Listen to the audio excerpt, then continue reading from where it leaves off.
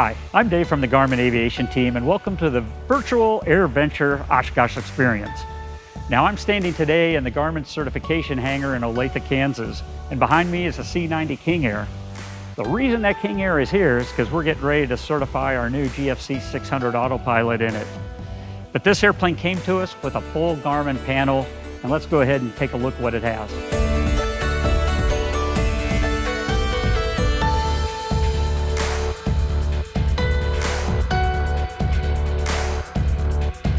All right, now the moment we've been waiting for, to take a look and see what's inside this panel. I think this is one we could all dream of having. So first, let's kind of go down the equipment list and see what we got. So first thing we look at in this panel is kind of the heart of the panel, or actually I should call it more the brains of the panel, is going to be the dual GTN 750 Xis. So the Xi is our latest version of the GTN 750. It's a brighter display and a much faster processor. So it zooms in, zooms out just immediately with this screen. The GTNs also have comm built into them and nav built into them. And in this installation, to clean it up, this controls a remote audio panel and remote dual transponders. And that's all controlled through the GTNs. In this installation also, this has GDL69A, so it's got XM weather and music coming into it, and it's got a GWX70 radar, and also FISB, ADS-B weather. So you have all kinds of weather, whether you like it or not. Next thing we're going to look over here is our primary flight display. And look at this display, it's just awesome. One disclaimer, if you notice we were in a hangar in Olathe, Kansas, well, showing you terrain and synthetic vision isn't quite as pretty out in Olathe as it is in Provo, Utah. So I set the simulator up in the GTN to be at the end of the runway 13 in Provo. So that's what we're looking at. Look at this beautiful primary flight display. This is a 10-inch screen, and this is our G600 TXI. So TXI, kind of think of that as a touch screen. We had a first generation was a straight G600. Now, one of the questions we get a lot of is, hey, what's the difference between the G500, 600, and 700? And it's kind of a family of products. G500 is going to be for airplanes that are class 1 and 2, basically with gross weights less than 6,000 pounds. So that takes you up to your most, light twin engine airplanes up to like a Baron. Then you've got the G600. It's for the larger twins, the turboprops, and then the Part 23 light jet mark. It's going to be G600. So you can see this has been real popular in like your PC-12s, your TBMs, your 421s. So this is the G600 version of it. And then you can actually get them in 7-inch displays, 10-inch screens, but this is the large screen. Next thing we look over here to the left is the GI 275. So this is our standby indicator. And you kind of go, how excited can I get about a standby indicator? In this case, we get pretty excited about it. So what we'll look at here on the GI 275, this is what we call our 4-in-1. So this has our ADAHRs in it. So that gives us air data computer that can calculate, our airspeed and our altitude. And then it's got the AHRs, which gives us our attitude.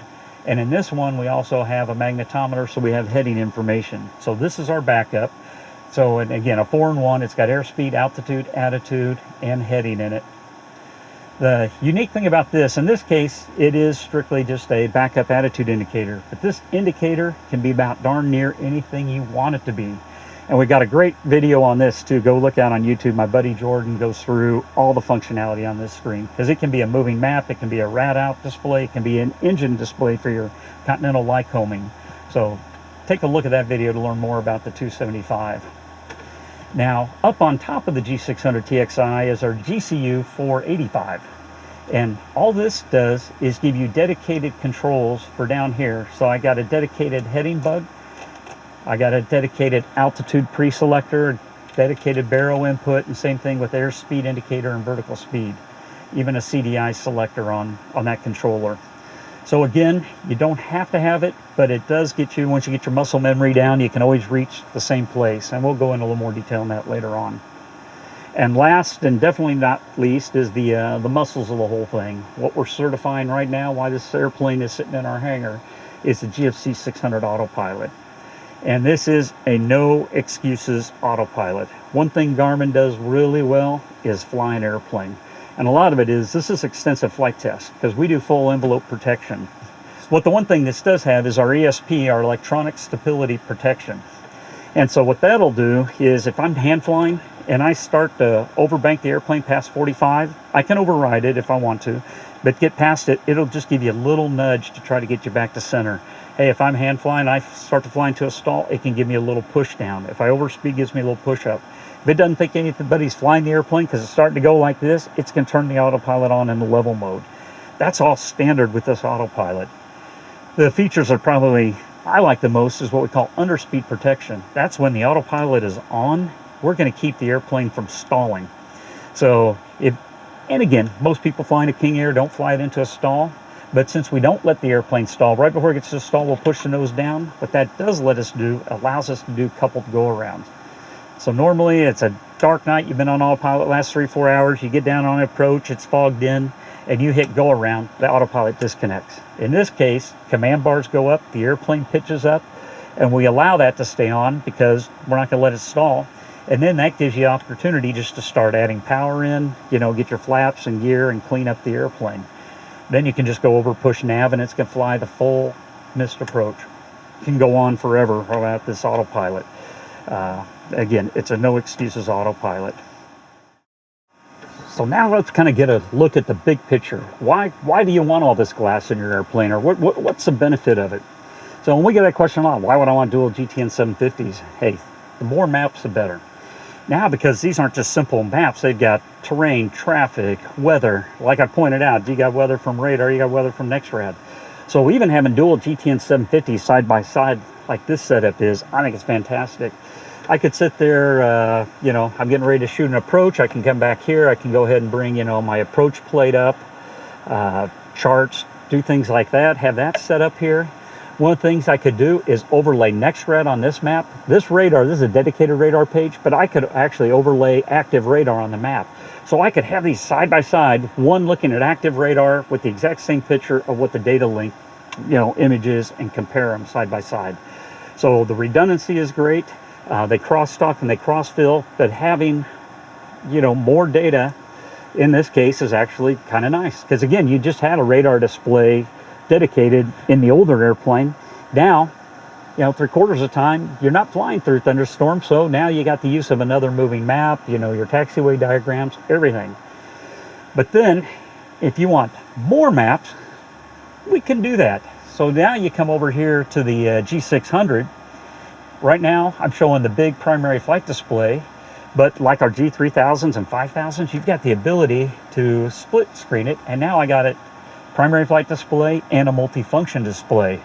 And again, I can bring this thing out, zoom in, and it's basically doing, if we look here, kind of my menu options here, and my menu options here are kind of mimicking each other. So I could go, if I'm taking off from Provo, I'm probably going to go ahead and have a TOS page on, so as I climb out, I can see where the mountains are, what I'm doing, and it's smack dab in front of me. If I'm shooting that approach, I want to bring my approach plate up. And again, because I'm sitting here, it brought up the airport diagram because it's smart. But if I load an approach here, this automatically would have been the approach plate that came up. But it's great. You got your approach plate. You can look at that. You can set your minimums right here. There's my minimums. I can come over here on this screen and set minimums, baro, and altitude. So I can just look here, type it in, and put it there. Again, everything there is in front of me. Now I can come over here. I could split screen this. Now I got another multifunction display. So now I went from 2 multifunction displays to the option of adding 2 more multifunction displays. And then you go, Dave, is that all the maps I have? No, that's not all the maps you have. We can come in here to the HSI. We go menu, and let's go HSI setup, HSI map. You can actually now throw another map in here. And this is cool too. You can actually use a single finger to zoom in and zoom out on that map. And we're going to get into this departure later on, but you can see how the departure lays out. You can also overlay terrain on this map. You can overlay your data link weather on that HSI map. So we can go from 2 maps, then we can make that an HSI map, to having 6 maps across. So you can configure it the way you want. Now on the other end, you sit there and go, oh boy, I'm going to be confused, I'm juggling around. Don't do it that way. Get your flow the way you want to have things set up and keep it that way and get consistent, and you're going to find the situational awareness is fantastic. So one more thing I'd like to show, let me bring my iPad up here because it's hard to do sitting in a hangar in Kansas, but a couple weeks ago I went down to Little Rock, Arkansas. I had our Bonanza with this same setup, except had a just one 10-inch multifunction display with our G500. But let's take a look if that works here. So here I am. I always hate, we always go, hey, it gives you increased situational awareness, and you know, that's just kind of a generic term. What does that mean? And in this picture, I think it's a good example. So here I am on my G500 in this case, but the G600 is going to look identical. Is I've got an ILS approach going into Little Rock. Now you can see the approach. I'm on a base leg. You can tell I'm a base leg. I got really lucky with the weather, as you can see here, that I just split the gap. Timing was perfect. So here's the final approach fix, that little dot there, and it shows 1700. So we even post what I need to cross that at. I'm coming downhill. I've got my altitude pre-selector here set at 4,000 feet, and I'm at 7,400 feet.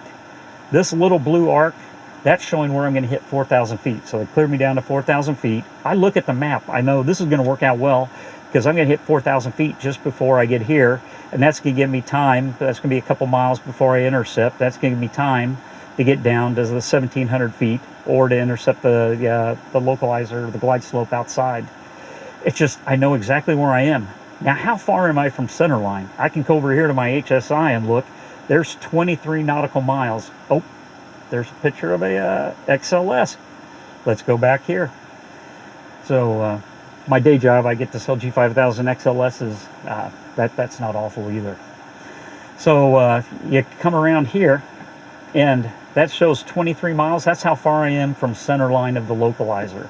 So now I know my speed. Hey, once I get to about 3 or 4 miles out, I want to be down to speed at least where I can get gear and flaps in. So again, this is what we mean by situational awareness and having everything set up ahead of time. And this airplane also has a GFC 600. You can see all my autopilot enunciations are up here. I've got the autopilot on, yaw damp on, vertical speed is going set at 600 feet, and my selected altitude, that Alt S in white, is when I'm going to intercept 4,000 feet. So everything ties in together. The one more thing, kind of when we come back out here and look at the big picture and the big panel, is how this all works. So individually, this 750, this was my anchor point. Probably if I was doing one thing in my airplane, I'd do just start here. Even if you have a GNS 530, you go, 530 almost gives me everything. But nowadays it doesn't. The graphics for the way the terrain is, the way we show the traffic, on these things we'll actually show where you're going to intercept traffic. We're going to be able to show you altitudes and descend vias with this. You're going to be able to build your own holds. You can add airways to it. This truly does take us into this class of airplane and gives us those kind of capabilities of that match any FMS. This thing alone does really well. You add this with it, you get things like I'm showing, like I can get a VNAV coupling thing, and this is going to show how I'm going to come down vertically. So if I have a hold descend via arrival, this is going to calculate it, this is going to display it. Now you add a Garmin Autopilot, it adds things like VNAV coupling, now it's going to couple it. This, when you do the trifecta, everything together, you really do work like an integrated cockpit. It's like a good team, You got individual players that are all stars, but you put those 3 stars together, it's incredible. Now we're going to take a look at the GTN 750, since this, again, is really the brains of the system and your key FMS input. What I want to show is just some of the flight planning that you might have in a turbine airplane that you're flying higher altitudes, that type of stuff. But let's show some kind of building a flight plan in here and what all it's going to give us. So a couple ways we can get there. I can go here to the map page, I can hit the back and go back to the main menu, or right down here on the CDI, I can touch that shortcuts me right to the flight plan page. So we're sitting in Provo, Utah. If the system's locked on to GPS, it's actually going to have Provo sitting there already, ready for me to go because it knows where I'm sitting. And we're going to go down to Las Vegas, Henderson, which is Hotel November Delta. So I'm going to add my destination, KH and D. And we're going to do a worst case scenario. They're going to give us the, which isn't bad in this box, but they're going to give us a departure because we got to, because we're surrounded in mountains. So they give us a Provo 4 departure with the Fairfield transition, which is Foxtrot uniform, J9 to Milford VOR, Mike Lima Fox, then down to Echo Hotel, Kilo, and then the Newton 2 arrival into Henderson. So that's my clearance. So the first thing they give me is the Provo 4. Now again, you can build this in any order. It doesn't have to be in the exact order, but let's go there. I touch a waypoint. When you touch a waypoint in the flight plan, it'll bring up a menu of options. What do you want to do with that waypoint? Insert something before it, after it. Do you want to hold at that waypoint? In this case, we want to load a procedure, which is going to be arrival, a departure, or approach. We go load procedure. We want the departure. We're on runway 13. And it's a Provo 4, and it had the Foxtrot uniform transition. We load departure. And there it is. It's in our flight plan. Now again, I could load the arrival into Henderson now, or I could load that J9 that they're giving us. So I'm going to just touch this waypoint. I've got load airway. And then down here, I find J9. And where do I want to get off? Well, we want to go to Milford, Mike Lima Foxtrot. This is sorted in chronological kind of order of our trip. You could also sort it alphabetically. I prefer this way. And we want to go down to Milford and again load it. With a nice Garmin, we give you options. Hey, I might like to do it that way. You like it the other way. We get to your choice. Then they go to the Newton 2 arrival. And we go here, load procedure, arrival. And it's the Fig Newton 2 right there. We go to that, we pick it out, and we got the Echo Hotel Kilo transition. Put that in there, load arrival. Now that whole flight plan is loaded up, and we can see this over here on the map. So on this one, you actually climb out. You go climb, initial climb to 9,000 feet. You come out, you turn a heading to intercept this radial outbound, and then you come in and intercept that out to here. If you don't have altitude or whatever, you'll go in a hold, then you send on your way. And then if we zoom out, you can look and see how we're coming down. There's our airway, there's our arrival. And notice even on that arrival, our altitudes are signposted out there. We cross Mork at 13,000, and you can see that here in our flight plan, Mork at 13,000, and then we've got a couple crossings, 7,300 at or above, and that one at 6,300 above. But what's nice is once you load a flight plan in, do this, zoom out, give it a sanity check. Does that look logical? Does the picture look right? And when I'm done, I can just hit back.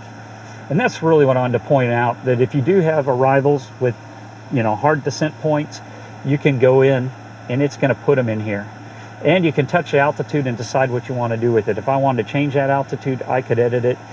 I could do a long track. If they say, hey, cross 5 miles beforehand at 13,000 feet, you can do a long track thing and say 5 miles before, enter, and we got 13,000 feet, save. And now it put that waypoint in there. See, Mork, -5, and there's a little pencil. That means I wrote that in there, not that it was not part of the FMS database. So I just kind of wanted to show that that kind of capability. So this truly is getting to work in this turbine, higher altitude, higher speed environment. And again, you get all the benefits. It doesn't matter if you're in a Cessna 150 or in a King Air C90 of having your detailed taxiway diagrams, showing your airplane on the taxiway diagrams, and the maps with the overlays and that type of thing with the system. Other things real quick on the 750 is you can pull things from the database. Again, I don't want to get too much into it, but like if I'm taxiing out, I want a frequency, I can touch frequency, and I say we want ATIS, I already got that in there. I want to go get ground. I touch the frequency, it puts it in my standby up here in the comm. Now, to flip-flop it between standby and active, I just touch it. It does that. Another feature, I think it's awesome. If you look right below the frequency, it even decodes and tells me what that frequency is. So when I dial in a frequency or select, or hey, did I put ground in there? You just look, there's Provo ground, 114.4, and I can flip-flop it. The other thing you'll do is to change frequencies on this is I could do it with a knob. I could come down here and dial in a frequency, but the way I always do it, and notice what I'm doing here, because this is touchscreen, I always anchor my hand up above. I can touch up here. They give me a frequency, you know, contact them on 22.4, you know, 122.40. I don't have to dial the 1. I can put the 1 in, or I can go, what I say, 122.40. I can go 224. I don't have to put zeros in or the 1. If I hit transfer, it's going to put into active, or enter puts it in my standby. And I get that frequency, and now I've got it in the dialed in. So same thing, audio panel, I can switch between COM 1 and COM 2. I can go monitor COM 2, all by touching the buttons. And again, get into the transponder. Like I said, I don't want to get into a lot of the real detail on this, but I just want you to kind of see the capabilities and what these maps look like. Now that we've taken a look at the 750s, let's go ahead and take a look at the G600 that's sitting smack dab in front of us and what we've got. So right now, I've got us sitting at the end of the runway in Provo, Utah. Obviously, synthetic vision is on. We got the center line of the runway and the mountains and that type of thing. Now, if you think synthetic vision is worth it or not, let's say we're sitting there at night, it's dark, and that's what you're looking at out the runway. Let's just go here to menu real quick. Go SVT. There. What would you rather look at that with those mountains sitting out there? Or would you rather look at that picture? I mean, it's just night and day. There's a couple other things with synthetic vision. Since we're not moving, you don't get to see, but the money on this thing is what we call flight path marker. That shows where you're going and projects where you are. And if you want to fly level flight, this little white line is our horizon line. You'd put that flight path marker there. We're shooting an approach. That flight path marker is going to be sitting right at the end of the runway if everything is set up right. Once you get used to synthetic vision, you don't want to fly without it. So next thing, so we kind of took a look at that. Next thing we want to look at is kind of how you change different things. Again, it's a Garmin, so you can do the same thing many different ways and find out what works best for you. So one thing is, I want to change heading. Notice this little index down here says I'm in heading, so that means the inner knob is going to be my heading, and I just push to sync. The outer knob goes to the next field, which is altitude. And if we look up here on the screen, it switched from heading highlighted to the altitude field. Now I can go ahead and change my altitude with things. I turn the knob again, it goes to my vertical speed, and then the inner knob lets me change that field. So, and I can keep on going for indicated airspeed, barrel, and that type of stuff, and cycle through them using big knob, little knob. I could also do it by highlighting. I want to change altitude, I could touch the altitude. Now that that field's highlighted, I can use the knob to change it, or I can touch that field. When I touch it, it brings up down here a little altitude window, and I can digitally input it. So they give me, let's say they give me a big climb, go up to 25,000, I could go 25,000, enter, and now it's set in my pre-select. So again, you can mix and match, you can do one or the other. However you think you want to input it, it's going to work. Then, like I mentioned earlier, having this GCU, Garmin Control Unit, is really nice because it does give you a dedicated knob where I can just reach up, change altitude every time. I get that muscle memory. I can always change heading. I got dedicated barrel knob. So I've got that kind of capability also. Next thing we can kind of look at is this menu. Is again, when you look at menu options, there's where I can put minimums in like I showed earlier. This is where, again, like I showed, where I can put the HSI map. And then I could do overlays. So I'm taking off in the terrain. That's what it looks like. Now my simulator, just so it kind of give you a better picture, I'm going to go over here on my GTN, my simulator, and just raise our altitude a little bit, just to kind of show what it looks like right after we take off. So I go, let's go to 5,000 feet. Now you can see right there on the HSI map in front of you how we're just about 500 feet above the ground now. That yellow is all altitude within it. You can even see on the synthetic vision, we just jumped up what it would look like synthetic vision wise once we get up above 500 feet above the surface. But you see your way out and everything. Now we could also go to the split screen. So I've got the map in front of me. I can look at that like I was showing. I could also bring my terrain page. I may want that up in front of me. So again, you can mix and match doing it. Something else I want to show real quick is when we go back here to the main menu. So right now I've got this 60% primary flight display, my MFD 40%. But hey, it's Garmin. I want a big map. There we go. Now I did the split. Now I'm 40%, 60%, and I can get the big picture that way. And then again, just to go back, I just go to home and I can resize it to this kind of layout. and then I can go full screen. So again, this kind of gives you the big overview of some of the capabilities. And like I mentioned earlier, there is all the enunciation for my Autopilot and what I have it coupled to smack dab in front of me. And I'll also see my enunciations when I come over here on the face of the unit. So you kind of got dual redundancy there. One more thing I want to point out is vertical speed. Again, I could change vertical speed touching the field. I could type it in, I can dial it in. But also on the Autopilot controller, this is most likely we're going to use it, is you can push vertical speed and roll the window and do your pitch and change your vertical speed. Same thing if you're climbing in airspeed mode, you can use the wheel on the Autopilot to change your airspeed. So you want to climb out at an airspeed, like I said, probably 150, 160 knots to start with, and then you want to descend with the vertical speed or VNAV profile, but you can program it all here, and it'll display it all on this screen. I've talked a lot about the GFC 600 going through here, and what an incredible Autopilot we have, and that doesn't happen by accident. You can't imagine the amount of hours we put in these certification programs, flight testing, and it's really, I'd say, fourfold. So when we go fly the airplane, we got to fly it at the edge of the envelope, so you don't have to. So when we ever go fly it, we got to be either full forward CG, full aft CG, and we got to test both of those realms. And then we got to look at the cable tensions, the least amount of cable tension an airplane could have and the max amount of cable tension you can have. So we got to fly our whole flight test envelope with that, and that's including all those coupled go-arounds where it's going to stall envelope protection type things. The other thing we've got to do is break it down to two parts. So we first have our developmental flight test folks. They'll go out, flight test this stuff, get it, and make it all work. So they set all the gains, get everything, you go, okay, the airplane flies perfectly. Then we have another set of pilots. They put on their FAA jumpsuits. They come in and they go through the test cart, and that thing has to work exactly as advertised before it gets signed off. It's not by accident that our airplanes and autopilots fly so well.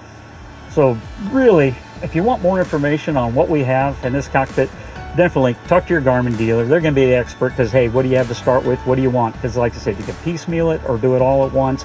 You know, what's the budget? What's your schedule? What's it look like? And then of course, there's going to be more information on our website at www.garmin.com. I appreciate it. Bye now.